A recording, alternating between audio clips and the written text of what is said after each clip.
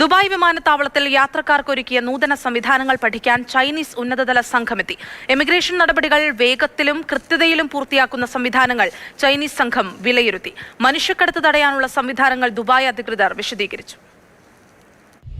ചൈനയുടെ national emigration അഡ്മിനിസ്ട്രേഷനിൽ നിന്നുമുള്ള ഉന്നത ഉദ്യോഗസ്ഥ സംഘമാണ് ദുബായ് താമസ കുടിയേറ്റകാര്യ വകുപ്പിന്റെ പ്രവർത്തനങ്ങൾ പഠിക്കാനെത്തിയത്. വിമാനത്താവളത്തിലെ നടപടിക്രമങ്ങൾ വേഗത്തിൽ പൂർത്തിയാക്കാൻ ദുബായ് ഒരുക്കിയ റെഡ് കാർപ്പറ്റ് കോറിഡോർ അടക്കമുള്ള സംവിധാനങ്ങൾ സംഘം വിലയിരുത്തി. വിമാനത്താവളത്തിലെ സ്മാർട്ട് കമാൻഡ് ആൻഡ് കൺട്രോൾ സെന്ററിന്റെ പ്രവർത്തനങ്ങളും സംഘം നിരീക്ഷിച്ചു.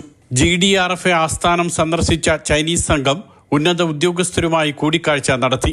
ഇന്റലിജന്റ് മോണിറ്ററിംഗ്, ഡാറ്റ അനലിറ്റിക്സ് സംവിധാനങ്ങൾ, കാത്തിരിപ്പ് സമയം കുറയ്ക്കുന്ന സാങ്കേതിക വിദ്യകൾ എന്നിവയെല്ലാം സംഘം മനസ്സിലാക്കി. മനുഷ്യക്കടത്തിനെതിരെ പോരാടുന്നതിനുള്ള പ്രത്യേക പരിശീലന പരിപാടികൾ, യാത്രക്കാരുടെ മുൻകൂർ പരിശോധനാ സംവിധാനം എന്നിവ GDRFA അധികൃതർ വിശദീകരിച്ചു. ദുബായിയുടെ ഏറ്റവും പുതിയ യാത്രാ സേവന സൗകര്യമായ റെഡ് കാർപ്പറ്റ് കോറിഡോർ ഇമിഗ്രേഷൻ പദ്ധതി പോലുള്ള നൂതന സംവിധാനങ്ങളും സംഘം വിലയിരുത്തി. ചൈനീസ് സംഘത്തിന് GDRFA മേധാവി lieutenant general Muhammad Ahmed Almarri ഉപഹാരം സമ്മാനിച്ചു. Mathrubhumi news, Dubai.